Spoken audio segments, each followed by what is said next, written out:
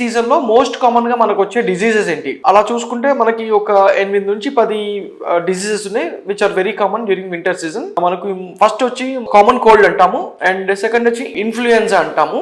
It is caused by some viruses like influenza A, influenza B అనే viruses ఉంటాయి, దానివల్ల వస్తుంది. ఇంకొకటి బ్రాంకైటిస్ అంటాము.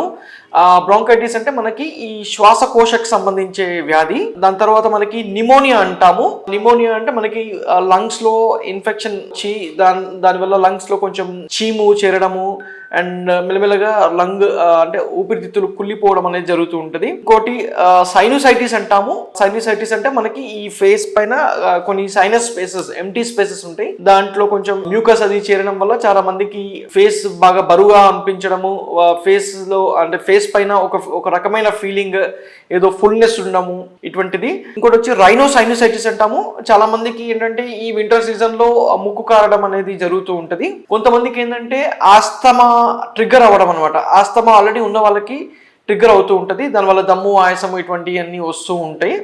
అండ్ కొంతమందికి ఈ వింటర్ సీజన్లో ఇచ్చింగ్ అనేది కూడా వస్తూ ఉంటుంది. అంటే already they are very sensitive skin, and దానివల్ల మళ్ళీ కొంచెం దురదలు అవి రావడం అనేది జరుగుతూ ఉంటుంది. ఇంకోటి బ్రాంకెక్టాసిస్ అంటాము. అండ్ కొంతమందికి COVID-19 కూడా మళ్ళీ వచ్చే ఛాన్సెస్ ఉంటాయి ఈ వింటర్ సీజన్స్లో. అండ్ ఇంకోటి బ్రాంకైటిస్, బ్రాంకెక్టాసిస్, ఇవన్నీ నేను మీకు ఆల్రెడీ చెప్పాను. And these are the most common diseases during this winter అండి. Thank you.